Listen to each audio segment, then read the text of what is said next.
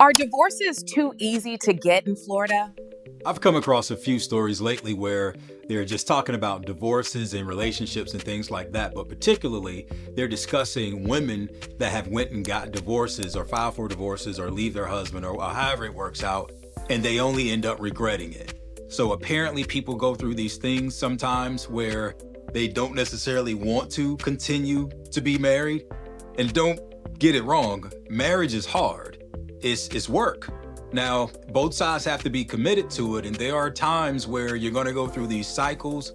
It absolutely happens where things are wonderful and great, particularly in the beginning before there are children, and then somewhere in the middle, it starts to drop off a little bit, but it gets better. So, the moral of the story is this. As a attorney that has handled divorce cases and understands how the law works in Florida with regard to what it is that you have to do, I wonder if it's too easy for people to get a divorce, particularly in Florida. Now, there are states where you have to jump hurdles or jump through a few more hoops in order to get a divorce. Like, for instance, based on what I've read online in places like Arkansas, you have to go through a pretty extensive or a prolonged period of separation before the law will actually allow you to get the divorce. I believe in Arkansas, I read that it was 18 months. In other places like South Carolina, it's 12 months that you have to live separate and apart and you're not together as husband and wife.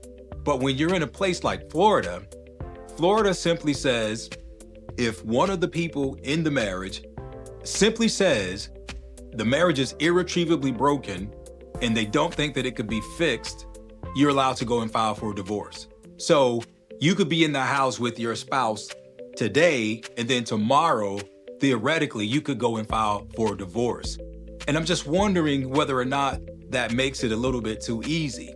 And I want to know what people's thoughts are on that, and whether or not you would be in a circumstance where you say, well, you know what, if you decided that you are done with the marriage, you should be able to end it at any point in time.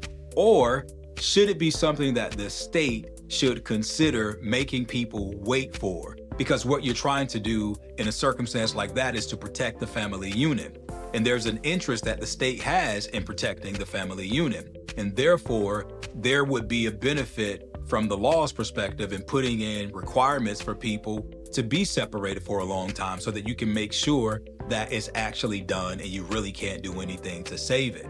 Or I once upon a time had a conversation with a client who thought that marriages should have expiration dates, kind of like how your driver's license requires you to renew it. He thought that it would be helpful for you to renew your marriage license every 5 years. So if it didn't work out, you're just done after 5 years and there's nothing else that needed to be done. You save a lot of money on lawyers, filing fees, and a lot of heartache and turmoil.